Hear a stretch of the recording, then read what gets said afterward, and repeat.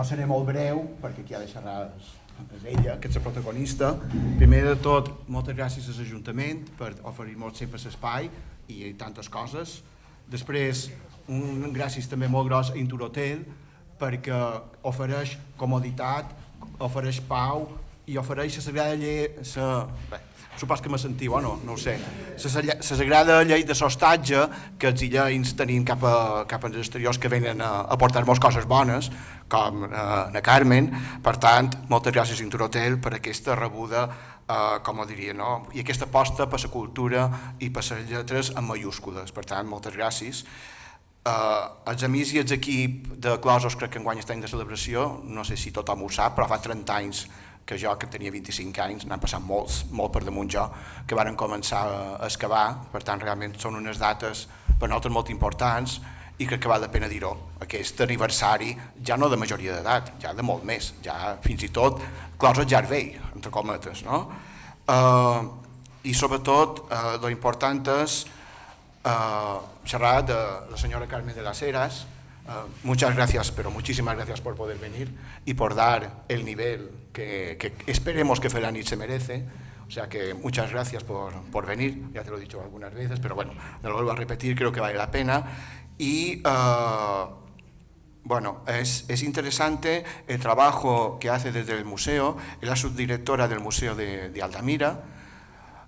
És un museu que realment és molt important perquè les coves d'Altamira són de coneixement internacional, per tant, i és com diu moltes vegades, la catedral de la prehistòria, però el més interessant dels darrers anys que aquest museu s'està, diguem, com a renovant, no? I el més interessant no és tant les pintures en si, que ho són molt, sinó aquesta nova fornada d'investigadors i la Carmen de las Heras, inclosa en ells, és que intenten cercar les persones. Per tant, intenten cercar els jaciments arqueològics de la gent que vivia allà. Clar, és que les pintures no s'han fet totes soles.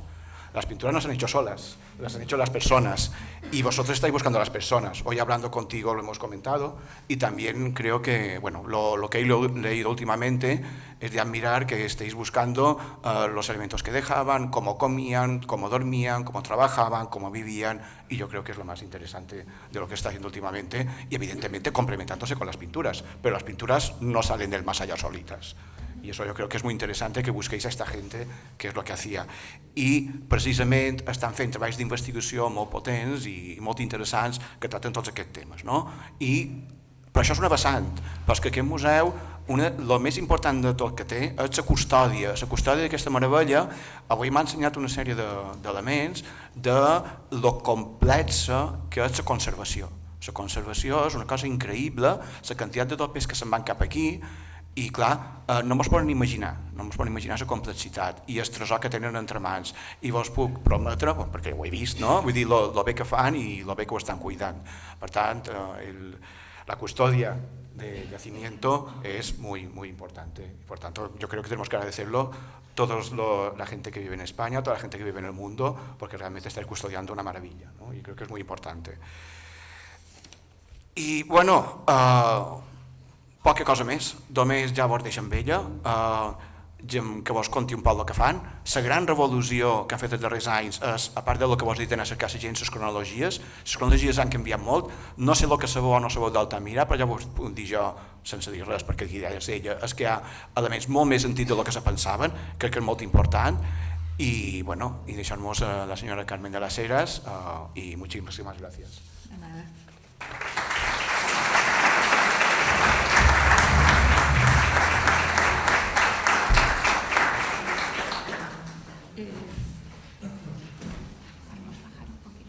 Sí, podeu baixar el llum, per favor.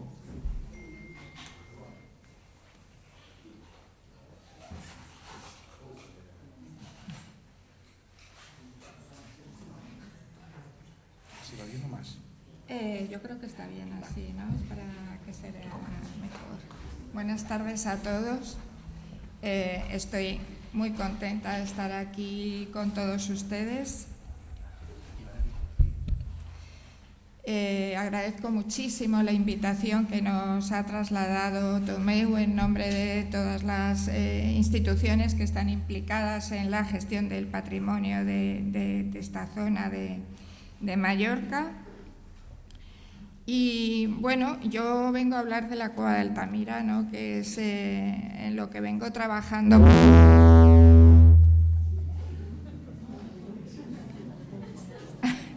En lo que vengo trabajando toda mi vida, desde que era una cría prácticamente. Es decir, que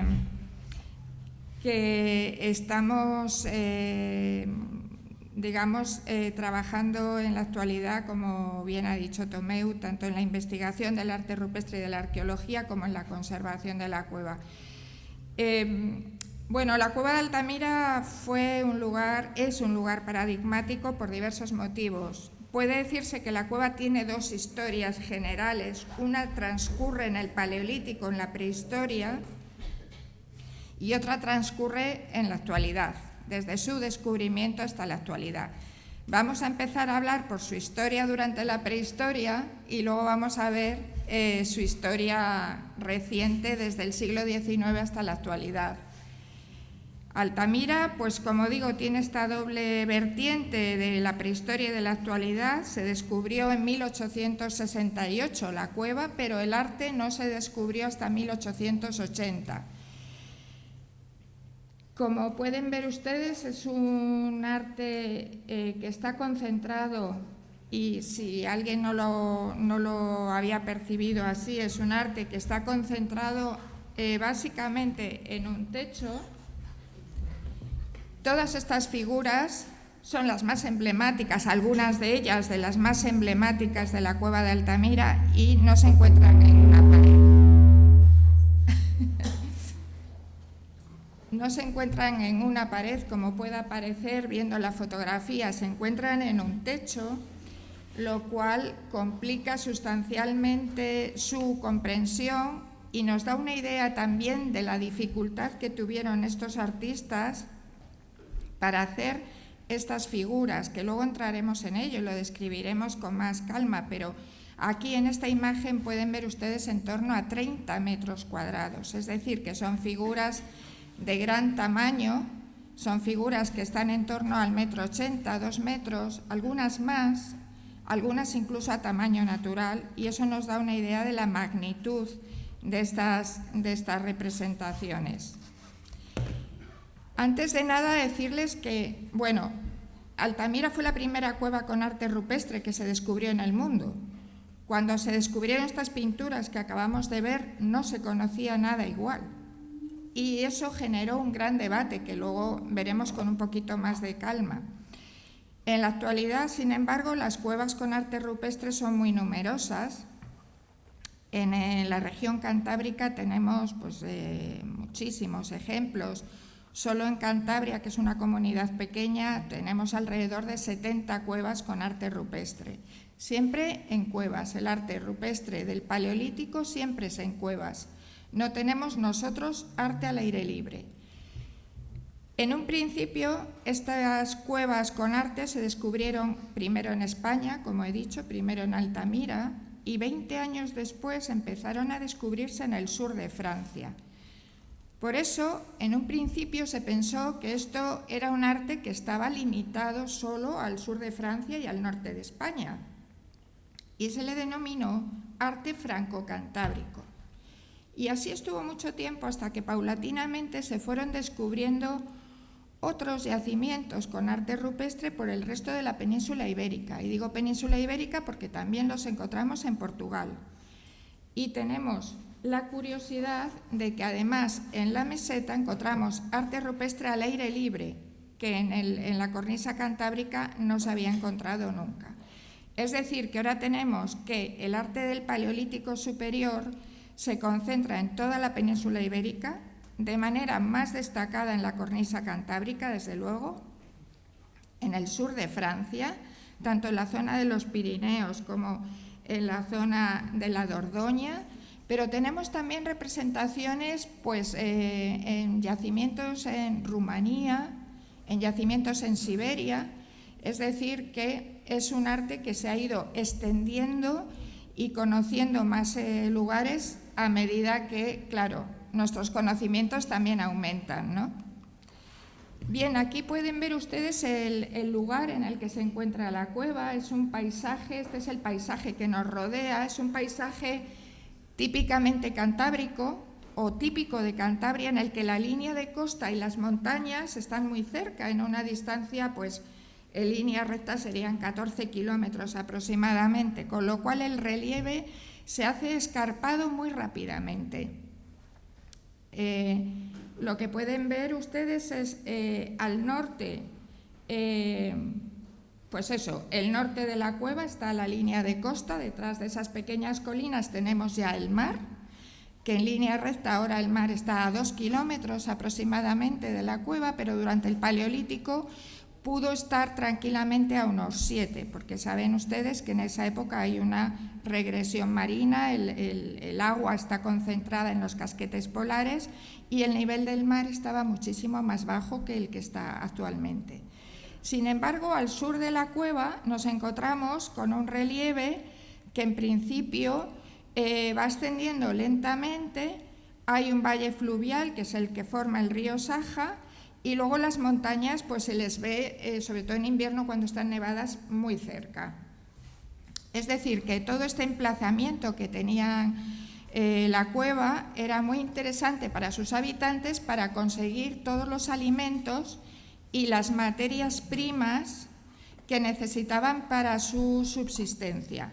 Aquí podían encontrar desde recursos marinos, moluscos, recolección, pesca incluso, hasta leña, fauna que estaba por la zona, sílex, cuarcitas para tallar, es decir, que era un enclave que tenía muchas posibilidades de desarrollo económico para todas estas gentes. Bueno, en esta imagen lo que podemos ver es el paisaje que rodea la cueva de Altamira en la actualidad.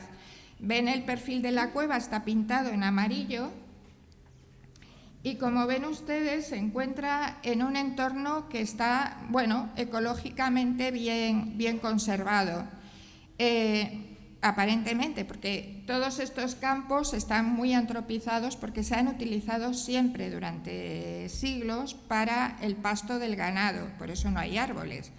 Porque aquí estos prados siempre se han aprovechado para la siega de la hierba y para que pasten los animales. Pero bueno, en conjunto tenemos que la cueva está rodeada, tiene un entorno de protección que la salvaguarda de pues, acciones que se pudieran desarrollar en superficie que pudieran generar perturbaciones para la conservación de la cueva. En la actualidad, el recinto que tiene el museo propio, el recinto adquirido por el Ministerio de Cultura, son unos 170.000 metros cuadrados de terreno. Además, en la vertiente norte tenemos un plan general de ordenación urbana del Ayuntamiento de Santillana del Mar, que es muy conservador con la cueva. Hay más de 1 millón de metros cuadrados protegidos, solamente con el Plan General de Ordenación Urbana, que es una herramienta muy eficaz. Pero claro, la cueva tiene la peculiaridad de que está en 2 términos municipales distintos. Entonces ahora estamos trabajando con el otro ayuntamiento para que a la redacción de sus normas pues incorpore medidas de protección adicionales al terreno, es decir, pues que no se pueda construir viviendas, que no se pueda hacer un camping, un hotel, y también infraestructuras públicas. Nosotros estamos ahora, desde hace un periodo, teniendo algunos problemas porque en el entorno se han querido instalar minas para la extracción del zinc, por ejemplo, antenas de telefonía, en fin, infraestructuras de la vida moderna que nos están complicando muchísimo la vida y que nuestro objetivo prioritario es conservar un entorno lo más grande posible libre de interferencias humanas, para así garantizar la conservación de la cueva, conservarla, pues que no haya vibraciones, que no haya contaminación, que no se produzca nada que pueda interferir en la conservación de las pinturas.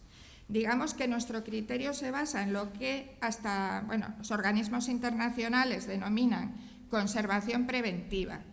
Es decir, conservamos, intervenimos sobre lo que existe para protegerlo e impedir que se produzcan daños sobre la obra de arte. No se interviene nunca sobre la obra de arte, sino sobre todo lo que la rodea. Y ese es el criterio por el que estamos trabajando desde hace ya muchos años para evitar que se pueda deteriorar. Entonces, aquí, como ven, el entorno es muy natural, pero tengo que decirles que Altamira no estaba sola. Altamira era un lugar de habitación durante el Paleolítico Superior, pero en el entorno, aquí, bueno, la escala viene a ser 2 kilómetros cuadrados aproximadamente, que es el territorio que hemos estado trabajando dentro de un proyecto de investigación que se ha llamado Altamira Prospecta y que nos ha llevado a localizar varias cuevas en el entorno, además de bastante industria lítica en superficie. Entonces, tenemos la cueva de Altamira y la cueva de las estalactitas, que forman parte del Museo de Altamira, las dos son nuestras, y luego en el entorno, en ese entorno se han descubierto pues, varias otras cuevas. Como les digo, Altamira no estaba sola. Lo que sucede es que en su entorno hemos hallado muchos objetos procedentes de periodos anteriores. Esa zona estuvo habitada durante el Paleolítico Inferior y durante el Paleolítico Medio, antes de habitarse en cuevas. En estos periodos se vive básicamente al aire libre y hemos recuperado una gran cantidad de bifaces, de hendedores, o sea, las hachas de mano así de grandes, de cuarcita, sobre todo, porque ahí es lo que se utiliza, que pertenecen a periodos anteriores, que pertenecen pues, a culturas desarrolladas por los primeros seres humanos y después por los neandertales, y que se encuentran repartidas por todo el territorio circundante a la cueva. Es decir, que tenemos una industria lítica y unos restos de ocupación mucho anteriores a la ocupación de la cueva, lo que nos habla de un territorio densamente ocupado desde hace 250.000 años hasta la actualidad. Una continuidad humana en el mismo territorio durante milenios.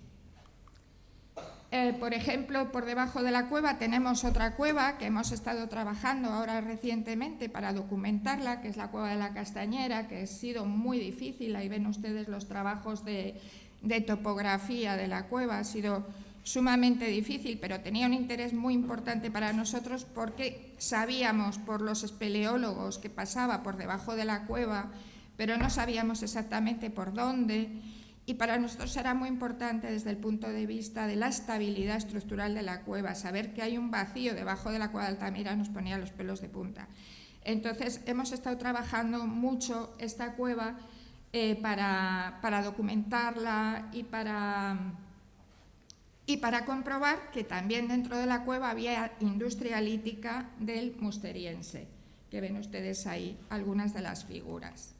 Entonces, como ven, la cueva de Altamira no era un lugar que estaba aislado y que durante todo el Paleolítico Inferior y el Paleolítico Medio hubo personas que habitaron en aquella zona. Lo que pasa es que se supone que eran habitaciones al aire libre, no en las cuevas. Llega el Paleolítico Superior, hay un clima muy frío, son las glaciaciones y parece que la población se refugia en las cuevas. Y es aquí donde encontramos la primera ocupación de la cueva de Altamira, ya en los inicios del Paleolítico Superior. Como les digo, era un periodo extremadamente frío. Se supone que la boca de la cueva era bastante grande y está orientada al norte. Y entonces, claro, esto no se comprende si uno piensa que estamos a bajo cero, nevando, en época glaciar, y uno está viviendo en una cueva orientada al norte. Pero es que la cueva de Altamira, per se, tiene unas condiciones ambientales estupendas. Entonces se mantiene todo el año entre 13,5 grados y 14,5 grados, lo cual era pues, estupendo para esta gente que, según ponía el pie en la calle, estaba a bajo cero. Entonces la cueva se ocupa Se vive en la zona cercana a la entrada, básicamente, donde se recibía la luz del día. Y esta gran boca, que fue el lugar en el que nuestros antepasados desarrollaron la mayor parte de sus actividades, la cocina, el procesado de las pieles, cualquier actividad se desarrollaría básicamente en la zona más próxima a la luz, pues hace 13.000 años se derrumbó completamente, cayó sobre la zona de ocupación humana y dejó la cueva bloqueada, completamente cerrada. Sobre estos bloques de roca se fue formando una colada estalagmítica, que es durísima, y dejó ya definitivamente sellada, herméticamente sellada, la cueva. Esta imagen que ven ustedes aquí es nuestra excavación arqueológica en el exterior, porque presumíamos que había pasado esto, pero no lo sabíamos exactamente. Entonces estuvimos excavando fuera de la cueva para comprobar que realmente la cosa había pasado como sospechábamos, ¿no? Entonces aquí, bueno, esta es la puerta actual de la cueva, que como ven es una puertita pequeña abierta artificialmente en el siglo XX para que entre la gente. Y esta es toda la excavación. Aquí vemos todos los niveles de desplome de la visera exterior que estaban aquí caídos y tapados por el sedimento. Y en la parte inferior, aquí, cuando ya íbamos a cerrar la excavación, empezó a salir un nivel negro, y eso significa hogares, restos de un yacimiento arqueológico. Entonces, en ese momento decidimos continuar, aunque ya estábamos como a 3 metros de profundidad, y decidimos continuar y salió a la luz un nivel negro, densamente oscurecido y con bastante material arqueológico, que es este que aparece representado aquí abajo, que es del Magdaleniense inferior. Magdaleniense inferior, este nivel tiene del orden de 15.000 años de antigüedad. Así pudimos documentar la hipótesis con la que veníamos trabajando. Y esto es la parte interior de la cueva. Claro, nosotros habíamos basado esta hipótesis porque aquí dentro este es el yacimiento arqueológico, veíamos bloques, veíamos la colada estalagmítica y pensábamos que lo mismo debería haber al otro lado y no lo encontrábamos. Por eso se excavó. Como ustedes pueden ver, se conservan una parte del yacimiento, el resto ha sido muy excavado a principios del siglo XX, con lo cual tenemos una información bastante deficiente de esta zona. Observarán que está llena de grandes bloques desprendidos del techo que han ido formando como lechos interpuestos entre los niveles de ocupación humana. Es decir, que tenemos ahí capas de bloques desprendidos del techo intercalados con niveles de ocupación humana. ¿Por qué pasa esto? Pues pasa porque geológicamente la cueva está en un estado que los geólogos suelen denominar senil. Las cuevas, como la vida humana, tiene un desarrollo, llega un momento en que colapsan. Y esta cueva pues está en una fase geológicamente final. Digo geológicamente porque geológicamente son miles de años, no son que se nos vaya a caer mañana, ¿no? Pero hablo en términos geológicos. Entonces tenemos aquí la caída de bloques durante el Magdaleniense, caídas de bloques y los restos del yacimiento de ocupación. Este yacimiento se conserva en la boca y tenemos aproximadamente 1 metro de potencia estratigráfica, lo que se conserva actualmente. Aquí tienen ustedes el corte. Esto es pues todos los niveles que se han ido formando desde hace 27.000 años, que están aquí abajo, hasta hace 13.900, 13.000, 14.000 que están aquí arriba. No podemos asegurar que esa ocupación de la cueva fuera continuada, es decir, es verdad que existen todas las fases del Paleolítico, pero no quiere decir que ellos estuvieran viviendo allí al 100% siempre, porque estos grupos humanos en general se movían por el territorio y podían estar en esta cueva y dentro de 6 meses en otra, es decir, que puede tratarse de ocupaciones con una cierta estacionalidad. Y bueno, este es un detalle del corte en el que se ve un poquito mejor cómo están formados los niveles. Ha sufrido una serie de procesos de arrastre por agua, de tal manera que han desaparecido los sedimentos, la tierra, y lo que nos ha quedado son huesos, conchas, todo tipo de materiales orgánicos, sílex, es decir, que prácticamente todo lo que ven ustedes ahí pues viene siendo material arqueológico compactado, porque como es una pendiente, ha habido unos procesos de solifluxión que se han ido llevando la tierra y dejando el material. Entonces es una cosa bastante curiosa. Bueno, en este yacimiento pues les he puesto aquí algunos de los objetos que hemos recuperado. Pues por ejemplo tenemos las puntas solutrenses, que son muy bonitas, talladas en siles, son piezas, la verdad, pues aparte de funcionales, porque eran para cazar, es que están trabajadas de maravilla, tienen esta talla bifacial, o sea, por las dos caras están talladas, son muy finitas. Tenemos colgantes, por ejemplo, este es un colgante realizado sobre un canino de lobo, de pantera, de pantera leo, de pantera de las cavernas. Tenemos aquí sílex, buriles de sílex, por ejemplo, como los que se utilizaban para hacer los grabados de dentro de la cueva. Tenemos este conjunto de 4 plaquitas, están realizadas en hueso de caballo, en hueso en helioides del caballo. Ustedes las ven ahí casi al doble de su tamaño, porque es que estos son piezas muy frágiles, muy pequeñitas, tienen un espesor de 2 milímetros y han llegado hasta nosotros las 4. Formarían parte pues probablemente de un adorno, collar, y tienen una serie de marcas en los bordes, tanto en una cara como en otra, las dos caras, por el anverso y reverso, que básicamente son 29-30 líneas por pieza.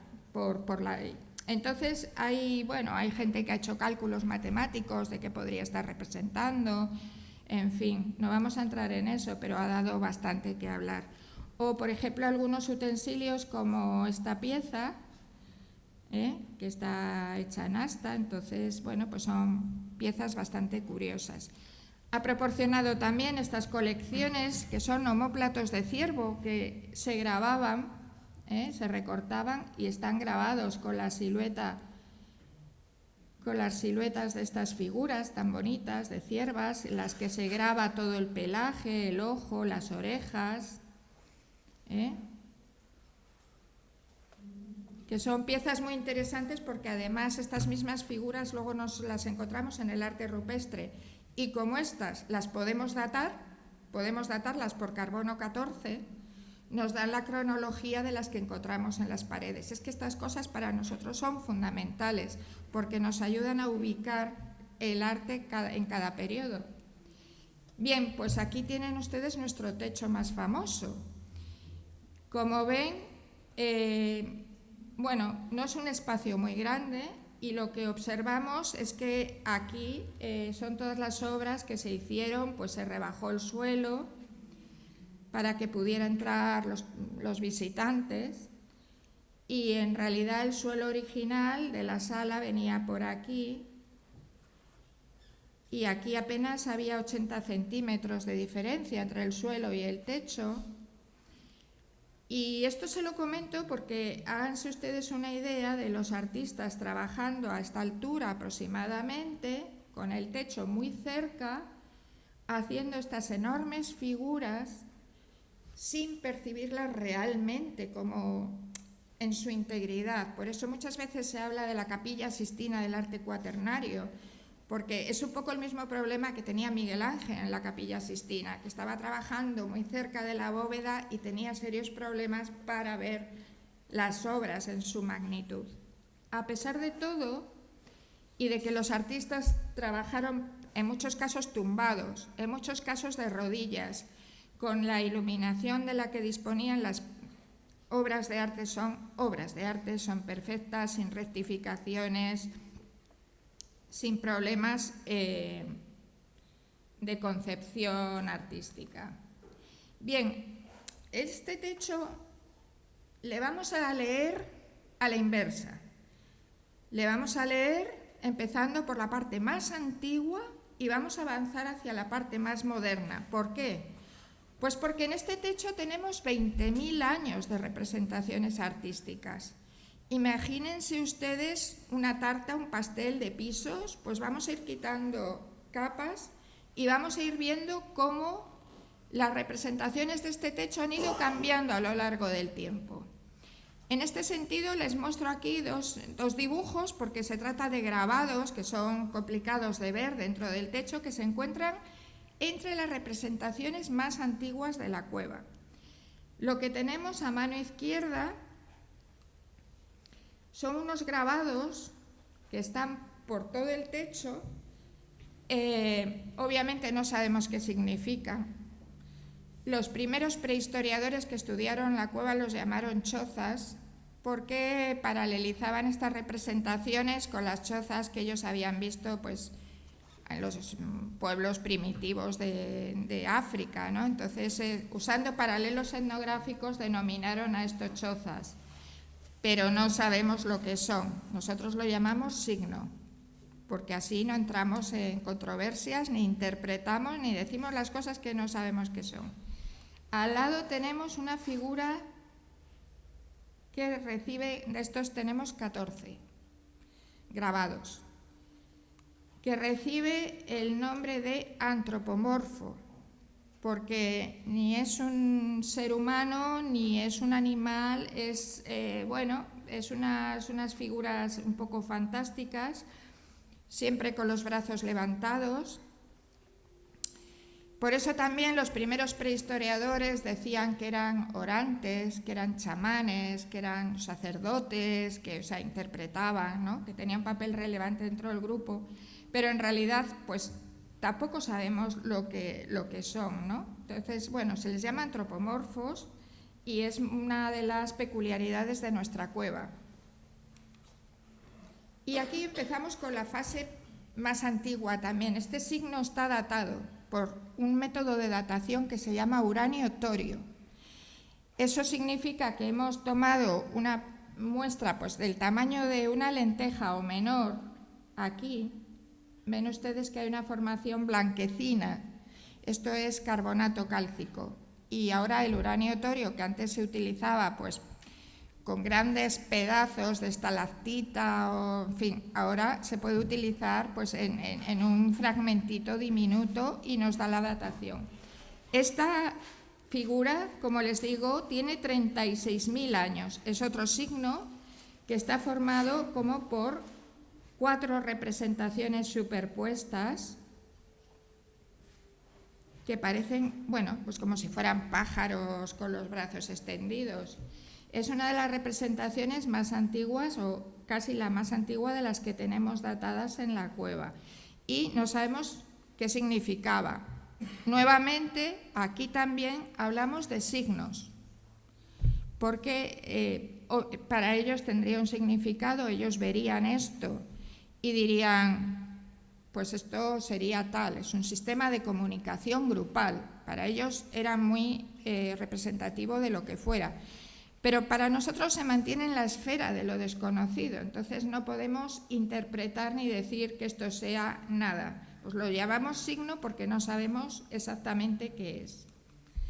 Por ejemplo, estos mismos que están allí al lado, tenemos más de 40 en este techo, unos son muy grandes, pues por ejemplo ese, no me acuerdo, me parece que tiene 80 o 90 centímetros, de longitud y tienen esta parte abultada en mayor o menor medida. Son todos así como muy parecidos, pero de distinto tamaño. Estos los primeros prehistoriadores los llamaron claviformes. Nosotros los llamamos signos, porque no podemos poner nombre a algo que no sabemos lo que era. Entonces, esta parte también la englobamos dentro de la parte más antigua de las representaciones y como ven es abstracción. El arte paleolítico tiene una parte que es figurativa, figuras de animales, y otra parte que es abstracta, porque no sabemos lo que representa y la parte abstracta es muy importante, ¿eh? Entonces, aquí tenemos otro caballo que la fase de los caballos también es muy antigua, son de las primeras representaciones que hay en la cueva, puede tener del orden de 32.000 años de antigüedad y para que ustedes se hagan una idea tiene la línea de la crinera aquí, la cabeza aquí, el pecho, las patas delanteras, las dos, la línea del vientre, la pata trasera, la otra pata, la cola y la línea dorsal. O sea, es una figura que técnicamente estaría como al galope, pero la captura del movimiento lo han hecho como partiendo la figura en dos, ¿no? Como contraponiendo la parte de adelante con la parte de atrás. También otra figura de esta época muy antigua es otro de estos caballos. Tenemos aquí, por ejemplo, la cabeza con una quijada muy pronunciada, una cabeza muy pequeñita, toda la crinera aquí, la parte del lomo del animal, la cola, las patas traseras, las patas delanteras y la línea del pecho. Está aquí. Forma parte de un conjunto en el que hay muchas representaciones antiguas. Tenemos, por ejemplo, puntos, hileras de puntos, una mano en positivo, una cabra montés pintada en rojo aquí. Y enfrente tenemos otro caballo que, bueno, tiene las patas delanteras aquí, es decir, es como dos caballos que están así. Aquí tenemos también los restos de otro caballo que se aprecia la crinera por aquí, la cabeza, la quijada muy pronunciada, la línea del pecho que viene por aquí y se mete hacia el vientre y las patas delanteras que están aquí. Este caballo es uno de los que tiene problemas de conservación importantes porque en algún momento se ha desprendido toda esta parte y se ha perdido, es decir, no sabemos en qué momento se desgajó toda esta parte de la superficie, perdiendo toda esta parte de la figura. Como les digo, tenemos manos. Esta es una mano en positivo, o sea, es una mano impregnada de colorante y puesta sobre la pared, que está realizada sobre una de estas chozas o signo de trazos que están aquí ocupando toda la parte antigua de la cueva, ¿no? Entonces, primero se hicieron estos grabados y luego se hizo la mano. Y nosotros, para trabajar, dada la deficiente conservación que tienen algunas de estas representaciones, que como digo son muy antiguas, pues utilizamos métodos fotográficos, métodos de realce fotográfico para destacar las líneas rojas y las negras y poder leer las figuras y saber cómo son. Entonces, aquí está el caballo que acabamos de ver. Aquí está el otro caballo que se le enfrenta, que tiene las manos, las patas aquí, la cabeza, la crinera, el cuerpo, la cola y las patas traseras muy perdidas, el vientre muy perdido y las patas delanteras aquí. Entonces, claro, sobre estas figuras lo que vemos es realzadas todos los puntos, todas las líneas de puntos y una serie de manos que estaban muy perdidas y que nos ha permitido encontrar aquí manos que solo las vemos por estas técnicas, otra mano hay aquí, luego pueden ver aquí unas manos en negativo pintadas en negro y la silueta de un bisonte que es posterior, es más tardío, que si se fijan tiene aquí la cabeza, el ojo, un cuerno, otro cuerno, la línea de la jiba y venía por aquí el lomo. De haber estado terminado hubiera sido una figura de 3-4 metros, pero no la acabaron. Y esto es algo muy normal en el arte paleolítico, el no acabar las figuras. Es decir, para ellos era suficiente con representar una parte, porque eso les permitía reconocer las figuras. O, por ejemplo, tenemos algunas figuras pintadas en negro. Por ejemplo, no sé si pueden ver aquí una línea negra, que es un caballito, que está aquí, solo está representada esta parte, un caballo pintado en negro, es muy bonito, es pequeño, y ya pertenece a un periodo posterior. Este tipo de representaciones lo asociamos al periodo solutrense en torno a una cronología de más de 20.000 años. O, por ejemplo, aquí tenemos otro también que tiene la crinera aquí, las orejas, la cabeza, la quijada, la línea del pecho, y aquí tiene el lomo, la cola muy despeluchada y el arranque de la pata trasera. No tiene patas, no tiene vientre, nuevamente no sintieron la necesidad de concluir la figura. Con esto era ya suficiente. Y luego en la cueva tenemos muchísimos grabados. Hay muchísimas figuras que solo están grabadas. Y algunas se ven muy bien, pero otras cuesta la vida entera verlas. Entonces, entre las que se ven muy bien, pues por ejemplo tenemos esta cabeza de cierva con las orejitas aquí, la frente y la línea de pecho, y luego está toda ella grabada interiormente. Esta es una de las representaciones que asociamos a los omóplatos que hemos visto antes, que también tienen estas figuras y que tienen una datación de 14.800 o 14.500, está en un periodo así. Entonces nosotros tenemos que utilizar estas técnicas para poder datar un grabado, porque en ese grabado no tenemos ni carbón para hacer el carbono 14, ni tenemos calcita para hacer uranio torio. Entonces utilizamos el método comparativo. Vale, pues tenemos los mismos grabados sobre hueso, pues datamos el hueso. En este caso sí que es verdad que hemos tenido la suerte que por debajo del grabado pasa una línea negra, simplemente un trazo que hicieron ahí. Entonces hemos podido datar por carbono 14 el trazo. Y las 3 fechas que tenemos son coetáneas. Entonces nos sitúa muy bien este tipo de figuras en estas fechas, hace unos 14.500 años. Bueno, la figura aquí la ven resaltada en blanco, es una cierva muy bonita con prácticamente todo el cuerpo, aunque le faltan las patas, y con un relleno interior pues muy pronunciado. Los grabados que tenemos en el techo son numerosísimos. Solamente en ese techo tendremos del orden de 300 figuras, de las cuales hay una buena parte de ellas que están grabadas. Y les puedo decir que ver un grabado en un techo, y, en fin, es muy y tapado muchas veces por otras pinturas que se han ido superponiendo, es muy complicado. Esta figura de un ciervo es muy interesante porque, aparte de que se trata de un grabado magnífico, por la cornamenta, cómo se ha detallado la cornamenta de un gran macho, cómo se ha detallado la cruz, cómo se ha detallado el ojo con el lacrimal, la boca abierta. ¿Qué nos está hablando? Nos está hablando de la berrea del ciervo.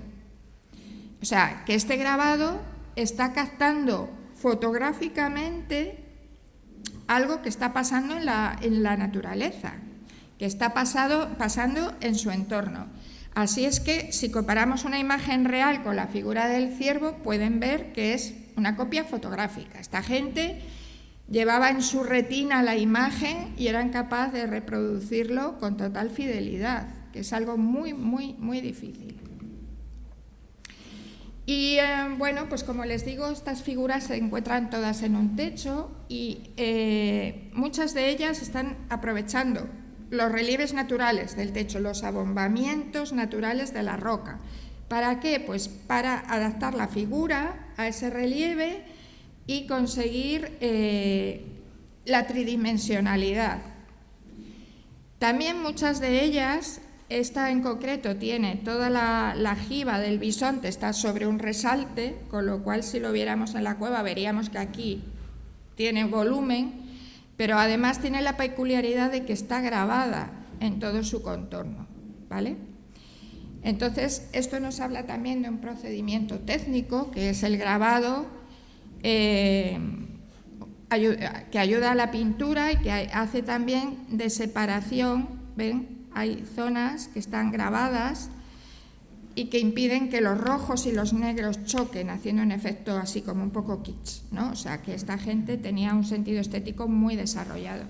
Aquí tienen otra de las figuras de bisontes, un individuo que mide en torno a 2 metros de longitud. Y aquí tienen un detalle de la figura. Entonces se puede ver cómo el pigmento, que son óxidos de hierro, se ha impregnado en la pared. Se puede ver cómo el ojo ha sido intensamente grabado, no sé si lo pueden ver aquí, toda la línea de la frente está grabada, toda la barba, ¿eh? Entonces, como el grabado y la pintura se complementan en una misma figura. Y aquí tenemos al rey de la manada, o sea, esta es una figura poderosa, perfectamente conservada. Se trataría de un gran macho, con la línea de la jiba, los cuernos aquí, la frente, el ojo, la barba, en fin, un animal poderoso. Y como ven ustedes, está rodeado de todos estos signos que están plagando el techo y que son anteriores, ¿eh? Entonces, recuerden que hemos hablado de una sucesión de capas. Pues son anteriores, están por debajo. Hay más figuras, toda la sala está llena de figuras. Y, por ejemplo, esta, que es una de las más conocidas, bueno, que lo veamos en plano, tiene un relieve considerable, porque está sobre un bulto del techo. Y nuevamente aquí encontramos la pintura negra, que sería carbón vegetal, carbón quemado, o sea, carbón, los cuernos, y toda la figura está replegada, salvo la cola que sobresale aquí. ¿Por qué está replegada? Pues porque se adapta como un guante a una forma del techo. Es decir, el relieve del techo tiene esta forma y los artistas metieron la figura ahí. ¿Cómo lo hicieron? Pues hicieron un bisonte replegado en actitud o de cargar o de revolcarse, con las patas traseras aquí. Tiene las 2 pezuñas bien detalladas y las patas delanteras aquí replegadas, el ojo, los cuernos. Y esta es la gran cierva. Esta está hecha a tamaño natural, tiene 2,25 metros de longitud y es un animal que está pues representado al tamaño que tendría en la naturaleza. Nuevamente ven aquí los signos estos pintados y delante de la cierva tenemos una figurita muy pequeña de un bisontito pequeño. Y, como les digo, la última capa, que es un poco antes de que se caiga la bóveda y se quede la cueva clausurada, lo último que se pintó antes de que la cueva se taponara, es unos bisontes pintados en negro, que tenemos aquí. Son diferentes porque son de otra época, son posteriores, ¿eh? Estos están en torno a los 13.900 años de antigüedad. Entonces tenemos aquí un cuerno, la jiba, la cola, las patas traseras, las patas delanteras, la cabeza y el ojo. O, por ejemplo, este otro bisontito, que es muy bonito porque tiene una muy buena perspectiva en las patas. No sé si se han fijado, pero los polícromos tenían las patas así como colgando. Este tiene las patas posadas y la disposición de sus patas nos dibuja un polígono de sustentación, ¿eh? Hay una perspectiva ahí muy bien lograda. Luego fíjense el detalle, fíjense cómo están hechas las pezuñas, qué delicadeza. Estas son las últimas figuras que se pintan en la cueva. Y aquí empieza la historia reciente, porque nada más pintarse esas figuras se nos cae la cueva, se clausura, se tapona y permanece así hasta 1868, que se descubre fortuitamente. Probablemente, y esta ya empieza la serie de desgracias que hemos tenido, porque en la vertical de la cueva se utilizaba dinamita para sacar la piedra caliza que se utiliza en todas las construcciones en Cantabria. Y esto hizo que la cueva se fracturase más de la cuenta, pero también hizo que la descubriéramos, porque se movieron los bloques y por ahí entraron. Bueno, nada, esto pasa en 1868 en la pequeña localidad de Santillana del Mar. Es una villa medieval, si no la conocen. Es una villa medieval con su colegiata románica, su torre del Merino y todas las casas blasonadas que uno se pueda esperar, porque es una villa noble. Y aquí, este es el pueblo donde se encuentra Santillana, y la cueva de Altamira se descubre en un prado a unos 2 kilómetros, y era este agujerito que ven ustedes aquí, esta era la entrada a la cueva. Una cosa es el descubrimiento de la cueva, que eso lo puede hacer cualquiera, y otra cosa es identificar que las representaciones que hay en el techo fueron obra de las gentes que habitaron en la cueva durante la prehistoria. Y eso en esta época no estaba al alcance de cualquiera. ¿Por qué? Pues porque la prehistoria era una ciencia nueva, estaba en formación, había evolucionado a partir de la geología y de la biología y estaba en pleno desarrollo. Entonces, este señor que ven ustedes aquí es Marcelino Sanz de Sautuola. Él era, bueno, pues una persona perteneciente a la nobleza, no nobleza de título, la hidalguía montañesa, que era muy importante, y pertenecía a uno de los linajes más conocidos desde la Edad Media hasta la actualidad. Él, además de ser propietario rural, porque él mantiene sus propiedades en el pueblo, pero ya toda la hidalguía rural montañesa se había trasladado a Santander y había iniciado un proceso de transformación hacia el mundo de los negocios, hacia una economía mercantil. Él se mantiene con un pie en cada sitio y mantiene sus propiedades heredadas de su familia y las desarrolla agrícolamente. Fue un agricultor muy destacado, fue botánico, introdujo muchísimas especies arbóreas, bueno, entre ellas el eucalipto. Lo que pasa es que él, a pesar de que ahora es una plaga, su introducción fue debida a la necesidad que existía de tener madera, porque los montes se habían quedado sin madera porque se había explotado para las ferrerías y los altos hornos. Él tiene además un perfil erudito como historiador, era vicepresidente de la Comisión Provincial de Monumentos y era un personaje que coleccionaba monedas, en fin, tenía una actividad, aparte de los negocios, una actividad intelectual muy importante que le llevaba a estar un poco en esa élite erudita del periodo, ¿no?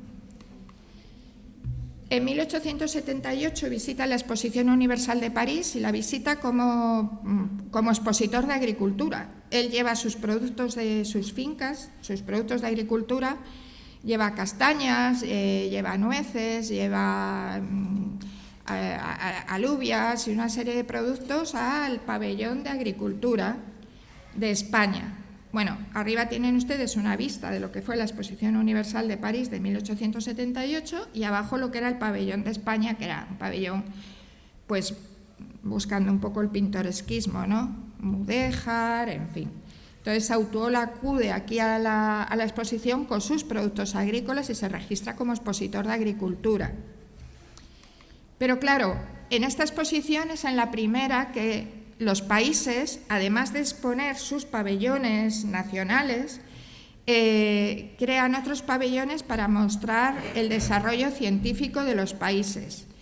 Y Francia hace expone un pabellón de antropología, que ellos llamaban de antropología, y empiezan a llamarlo ya de prehistoria, porque en Francia era una ciencia ya muy, muy, muy desarrollada, mientras que en España no se conocía. Porque España monta también su propio pabellón de antropología, pero lo que expone son cráneos, objetos que han venido de América y que son cedidos básicamente por particulares que los aportan. Bueno, Sautuola está en París, visita los pabellones y toma contacto con los prehistoriadores franceses que están allí reunidos. Y sobre todo en el pabellón de Francia ve las vitrinas con los objetos expuestos que han obtenido los franceses en sus cuevas. Porque aunque no se conocía el arte rupestre, sí se conocían los yacimientos arqueológicos y habían descubierto muchísimos objetos y también muchos objetos decorados, huesos con grabados, y todo esto lo ve Sautuola en París. Y que era una persona con una gran curiosidad intelectual, y cuando regresa a España decide que él va a buscar esto mismo en Cantabria. Y comienza a excavar en varias cuevas que están cerca de Santander y encuentra rápidamente, bueno, él no excavaba, excavaban los obreros que iban con él, encuentra rápidamente objetos de siles, conchas, etcétera, y entonces escribe a la Academia de la Historia, a la Real Academia, diciéndoles que ha encontrado estos objetos como siles tallados, patelas y que él ya dice en esa época, y hablamos de un periodo en que la prehistoria no es conocida en España, no existe, él ya los clasifica como pertenecientes a la época paleolítica. Y pregunta a la Academia si se han encontrado otros objetos similares, que no le debieron de contestar nunca, pero bueno, él preguntó. Y mientras estaban excavando en el yacimiento, en una de sus visitas, su hija, María, que tenía 9 años, se mete por una zona de poca altura y descubre las pinturas. Bueno, esta es la foto más antigua que conservamos, aún así es de 1902, pero sí que es interesante para ustedes ver cómo estaba el suelo aquí y el techo aquí. Entonces, es la niña la que entra y le dice a su padre: papá, mira, aquí hay bueyes pintados. Entonces el padre entra y es cuando ve las figuras, ¿no? Entonces, todo este proceso del descubrimiento ha dado muchísimo que hablar, pero lo cierto es que antes de que trascienda al mundo científico, toda la gente de los pueblos de alrededor se entera y empieza a haber auténticas excursiones por conocer la cueva. Es como la curiosidad, que todo el mundo quiere ir, que todo el mundo quiere conocer, y van todos allí, ya ven ustedes, sentados con antorchas, tocaban las pinturas, porque el pigmento estaba tan fresco que se quedaba pegado a los dedos, y eso pues llamaba mucho la atención. Entonces comienza todo el proceso de deterioro, se hacen grafitis, se hacen arañazos, se hacen pintadas. Bueno, estas las hemos recuperado con tratamiento de imagen, pero como ven se puede casi leer todo, o sea que... Y entonces se va produciendo un deterioro acelerado de las pinturas. Y él, Sautuola, habla con los vecinos de la aldea, porque esta cueva estaba en terrenos del común, terrenos comunales, y le firman un documento donde le autorizan a poner una puerta. Y se pone una puerta muy pequeñita, porque la entrada era muy pequeñita, con el beneplácito de todos los vecinos.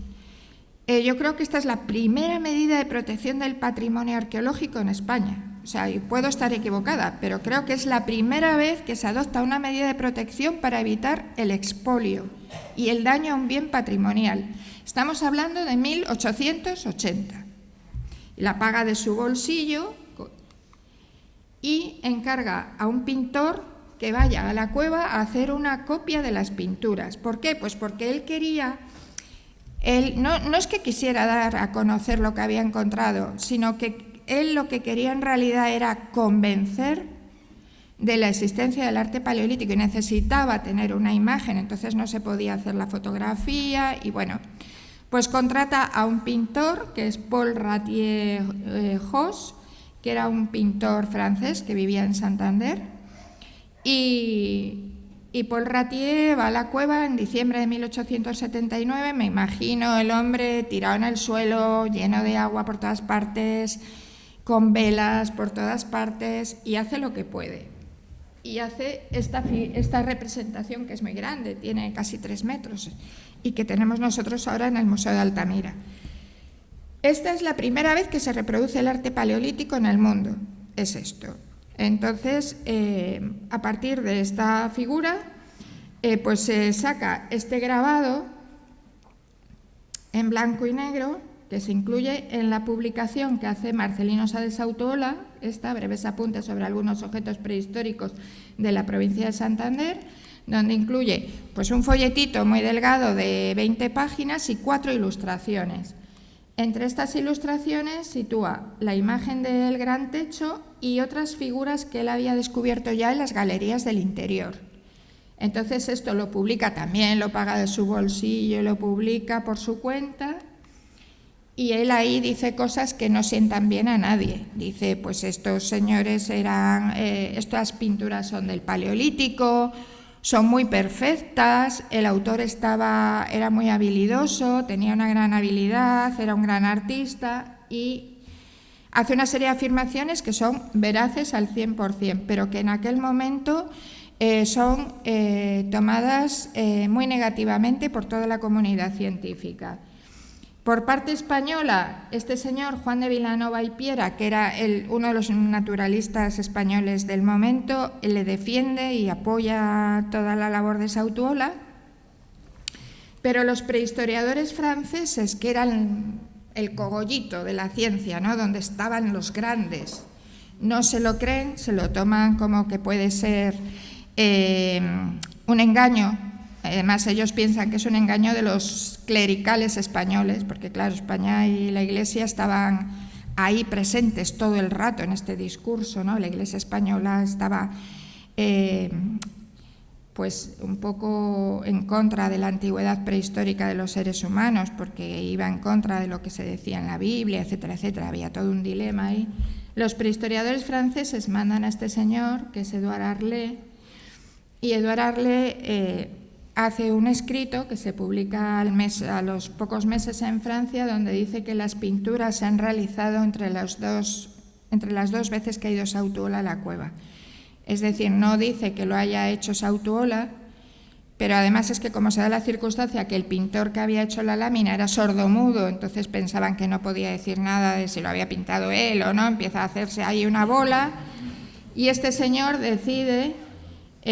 hace un análisis muy bueno, pero concluye que las pinturas son muy recientes. ¿Por qué? Pues porque el pigmento estaba absolutamente fresco, se les pegaba en los dedos, y entonces dice, no, estas son actuales. Pero claro, deja pasar evidencias muy notables. Por ejemplo, deja pasar, él publica esta cabra así, pero esta cabra está así. Y ya estaba así entonces, está cubierta de calcita, esta calcita no se ha formado en 3 años. O sea, él obvia que hay figuras que han sido representadas y que se han cubierto de carbonato cálcico a lo largo de milenios, pero aún así mantiene que han sido hechas en los últimos años. Si a ustedes les interesa esta polémica, que da para muchísimo, porque fue un capítulo de la ciencia española fuera de toda... Pues en parte está recogida en la película Altamira, que se hizo en 2016 con Antonio Banderas como Marcelino Sá de Sautuola, donde un poco da cuenta de todo este proceso de crítica y de rechazo que él murió sin ver reconocido su hallazgo, porque esto se produjo en 1902 con este señor, Émile de Cartaillac, que era el más insigne prehistoriador francés y toda su vida había negado que Altamira fuera real, aunque nunca la había visitado. Pero se han descubierto otras cuevas en Francia con figuras grabadas y pintadas, y ya no le queda más remedio que reconocer que efectivamente el descubrimiento de Sautuola era verídico, y entonces viene a Altamira acompañado de este hombre, que es el abate Breil, que es uno de los prehistoriadores más destacados, y era sacerdote, lleva toda la sotana, se lo ven, de cera, porque él estaba en la cueva copiando las figuras. Entonces desarrolla todo un sistema para, como no podía hacer calcos porque la pintura estaba muy fresca, pues era un gran dibujante, iba proyectando con plomadas las dimensiones, va haciendo croquis, en fin. De cada figura del techo se conservan cinco láminas que están en París, en el Museo de Historia Natural de París. Toda la colección Braille está depositada allí. Y de cada una de ellas hacía 5, desde la primera toma de muestras, todo el proceso técnico, hasta que acababa haciendo el dibujo final. Y bueno, pues en este proceso de reconocimiento científico, Altamira se va convirtiendo poco a poco en un lugar de referencia, se va convirtiendo primero en un icono cultural, o sea, al que acuden pues, bueno, la gente culta de la época, que eran básicamente pues la gente pudiente.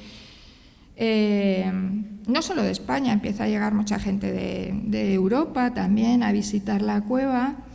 Intelectuales, pues mire, aquí en nuestro libro de honor hemos encontrado la firma de Federico García Lorca, de Ignacio Zuloaga y de muchísimos otros, de Henry Moore, de muchísimos artistas españoles y extranjeros, de políticos. Y esto hace que la cueva se vaya transformando para acoger al turismo. Y aquí empieza la otra crisis. Bueno, se abre la puerta de entrada, se abre una puerta grande, aquí ven a los obreros trabajando, abriendo la puerta, se hace un camino que llega hasta la... Si se fijan, hay aquí un edificio que eran los baños públicos que están puestos encima de la cueva, con lo cual... Y se hace esta casa, que es el primer museo y vivienda del guarda, que todavía la conservamos, donde se ha rehabilitado, es un sitio especial para nosotros. Y en la cueva se empieza a trabajar para habilitarla para el turismo. Entonces se hace un primer rebaje, se baja todo el suelo por aquí, y no sé si ven ustedes aquí un nivel negro. Pues ahí había yacimiento arqueológico y no se documenta, no sabemos lo que había. El caso es que a partir de este momento se empieza a visitar turísticamente la cueva y se visita masivamente. Cada año más, cada año más, cada año más. ¿Por qué? Porque se convierte en un motor del turismo. Se convierte en una captación de dinero, una gallina de los huevos de oro. Con el dinero que se sacaba en Altamira se ponían en valor otras cuevas que también se abrían al público. Se construían carreteras de acceso, por ejemplo, las cuevas de Puente Viesgo, que quizá algunos las hayan visto, a Cueva del Castillo, y a otras cuevas de la provincia, y se crea un turismo de visitas a cuevas. Pero, claro, Altamira es un ecosistema muy, muy frágil, súper frágil, y llega a acoger del orden de 180.000 personas al año en un sitio muy pequeño, y esto hace que tantas personas en un sitio tan pequeño eleven la temperatura, reduzcan la humedad, y las pinturas empiecen a decolorarse de manera natural, se secan. Eso se ve claramente, por ejemplo, en esta imagen. Empiezan a surgir mucha polémica, empiezan a publicarse editoriales en periódicos, en ABC, en muchos periódicos empiezan a hacerse titulares que dicen el tesoro prehistórico de España se pierde, en fin, se va generando una alarma, pero no sirve de nada. Durante 20 años más la cueva se sigue visitando masivamente. Y las pinturas empiezan a sufrir, empiezan a decolorarse, se van formando velos de calcita que las van tapando, hasta que en 1977, recién llegada la democracia a nuestro país, consigue que el Ayuntamiento de Santillana del Mar, que era el propietario, aunque no era el explotador, digamos, era el propietario del terreno y de la cueva, se la ceda al Ministerio de Cultura, que se acaba de crear en plena transición política. Se crea el Ministerio de Cultura y una de las primeras medidas y de las más valientes, creo yo, fue hacer que la cueva pasara a manos del Estado. ¿Por qué digo valiente? Pues porque se generó una polémica brutal. Los alcaldes se encadenaban a las puertas de la cueva, había manifestaciones de los vecinos, bueno, era una cosa exagerada. Esta acción se la debemos a Javier Tussell, el historiador, que era el director general de Bellas Artes entonces, y el director general de Arqueología, que era un cargo que hoy día ya no existe, era Manuel Fernández Miranda, y entre ambos hicieron que la cueva permaneciera cerrada, se acabaran las visitas turísticas y se pudieran iniciar los estudios de conservación. Es declarada, se incluye poco después, en el año 85, en la lista de Patrimonio Mundial de UNESCO. Bueno, ella sola, la cueva de Altamira, era el bien inscrito, y en 2008 el bien Altamira se ha incrementado con la adición de otras 17 cuevas cantábricas. Con lo cual ahora la declaración es Cueva de Altamira y Arte Rupestre Cantábrico, porque se ha ampliado a otras cuevas de la región cantábrica. Esta es la placa de UNESCO y aquí vemos los primeros estudios de conservación, que son pioneros en España, pioneros. No se había estudiado nunca la conservación del arte rupestre. Entonces aquí tenemos un equipo de la Universidad de Cantabria, del Departamento de Física Fundamental, que empieza a trabajar en la cueva y hizo un trabajo impecable, maravilloso. Hoy día nos llama mucho la atención ese equipamiento.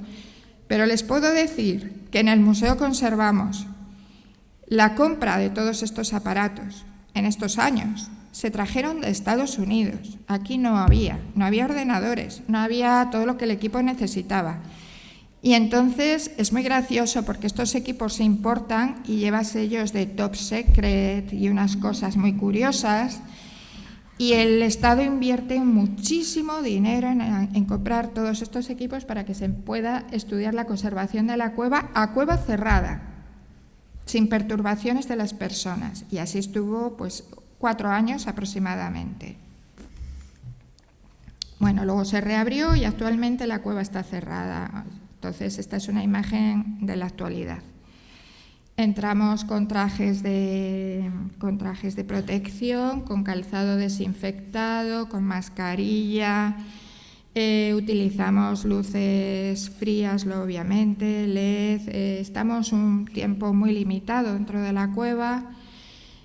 Por ejemplo, en esta sala podemos disponer de ese tiempo que ven ustedes ahí, pero ese tiempo es total. Es decir, que si entramos 3 personas hay que dividirlo entre 3, o sea que realmente el trabajo es supersónico para nosotros, es muy complicado trabajar en esas condiciones, pero bueno, a todos habitúa uno en esta vida y a esto también.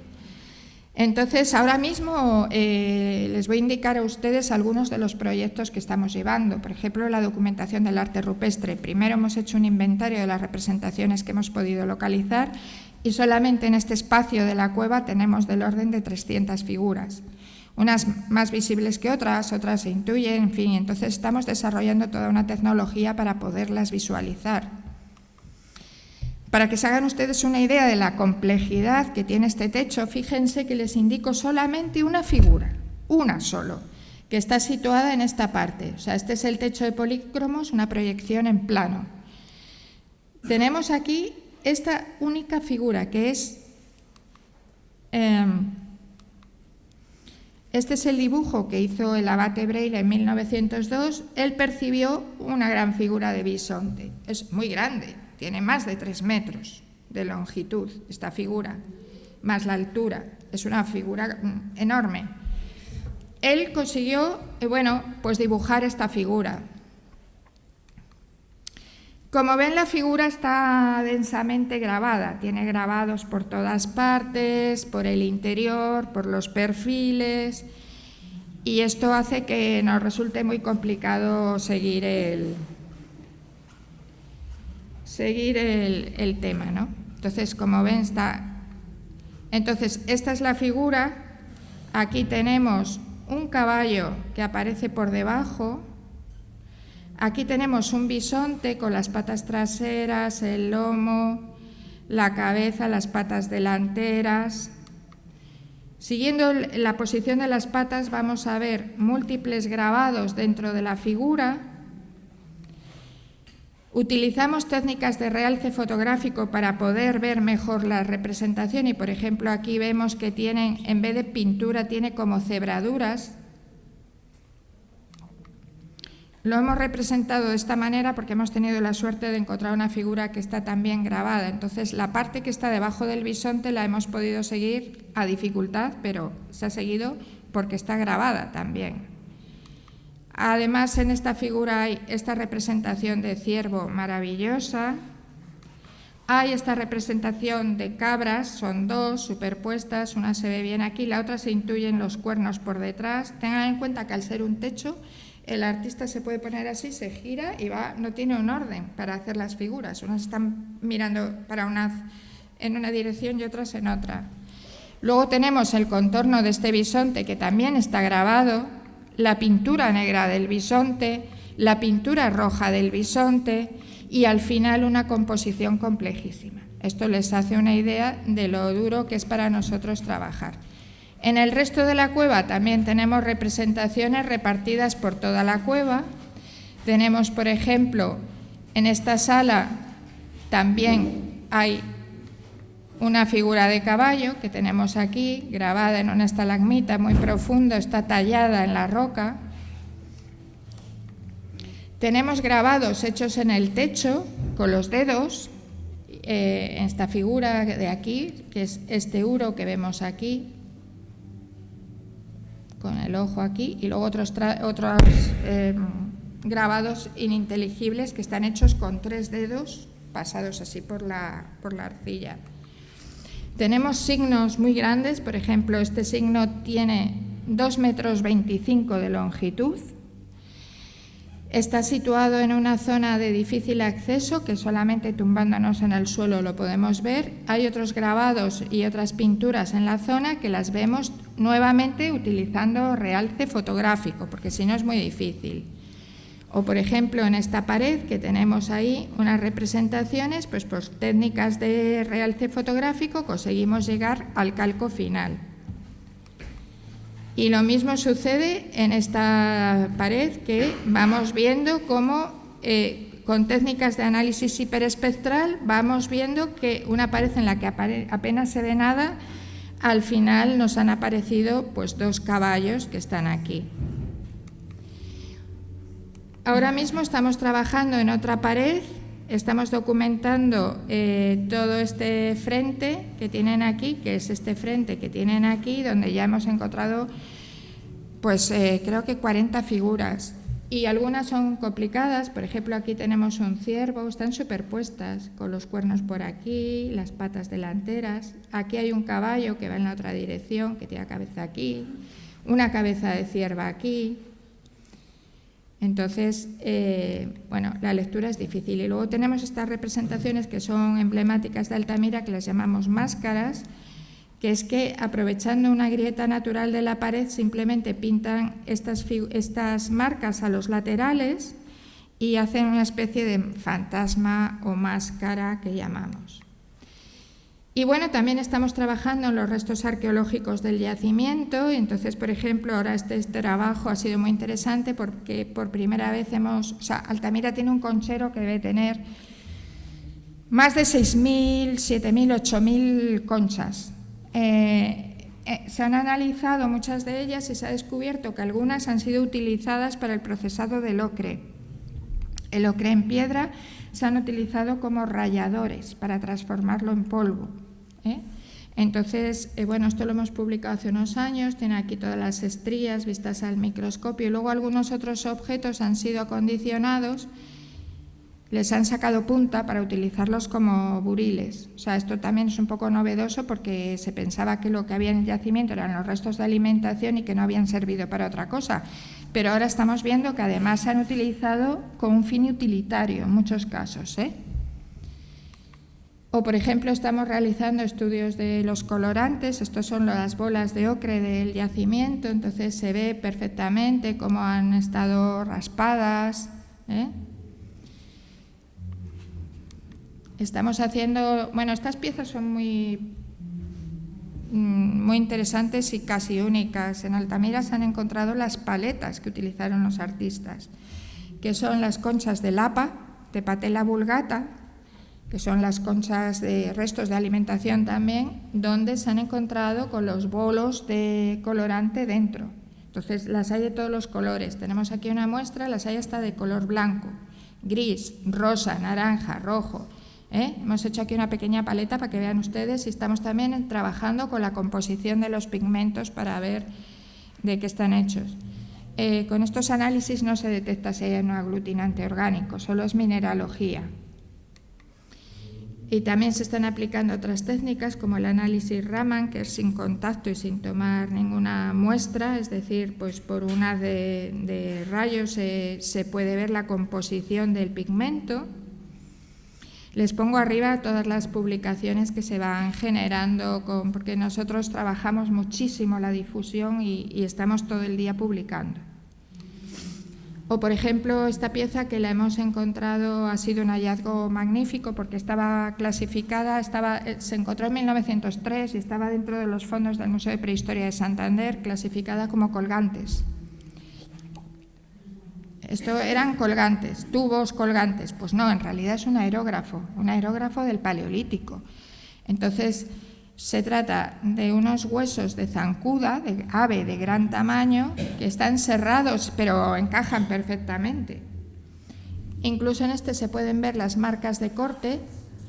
Y esto es un aerógrafo, tiene dentro el colorante todavía, la pasta colorante. También en el exterior tiene grumos que se ha quedado adherido y el sistema de utilización sería así. Esto es una cosa que en física llaman el efecto Venturi y bueno, se soplaba por aquí y el pigmento, como por arte de magia, ascendía por el tubo y se proyectaba. Es un aerógrafo. Estamos trabajando también la cronología del arte y del yacimiento. Del yacimiento lo tenemos más fácil porque el carbono 14 nos lo soluciona todo, pero del arte es más complicado. Estamos relacionando las fases artísticas con las fases de ocupación de la cueva.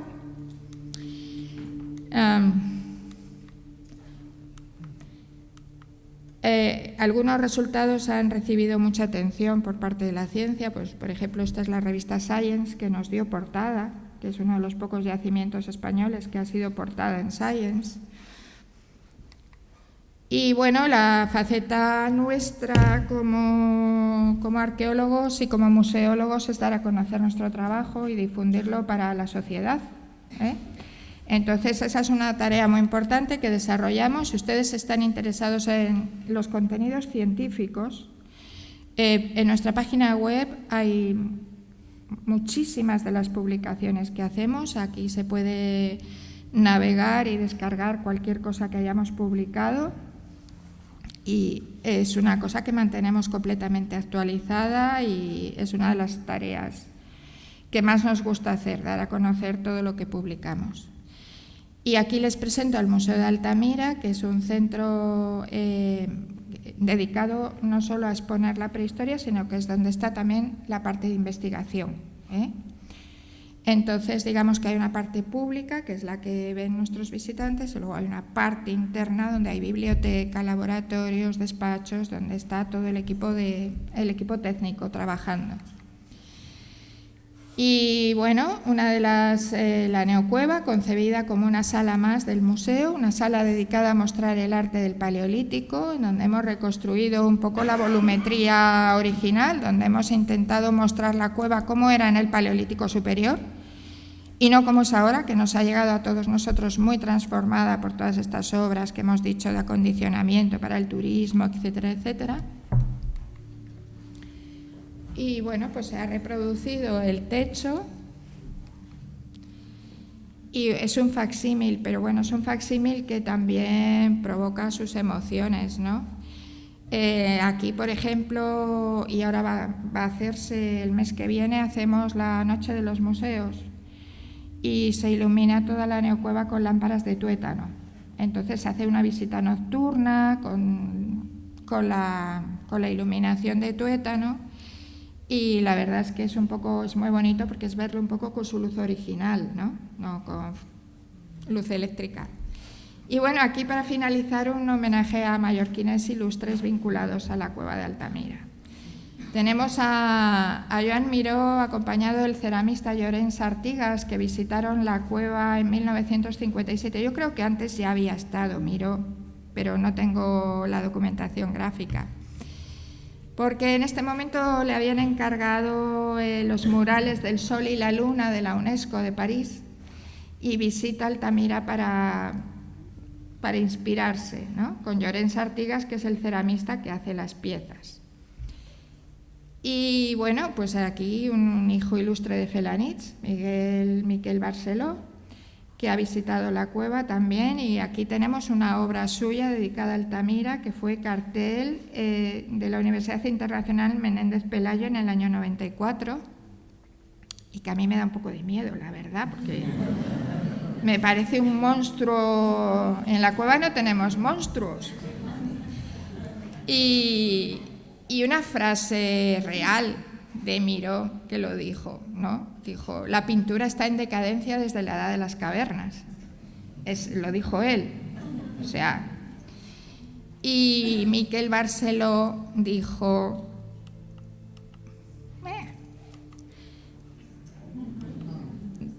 bueno,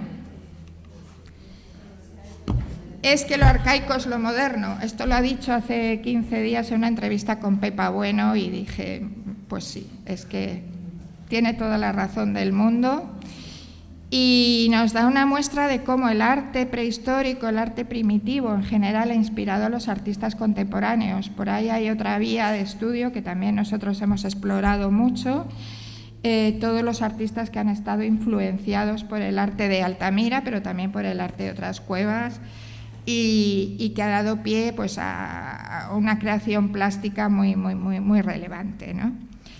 Bueno, pues con esto terminamos. Espero que les haya resultado interesante, por lo menos.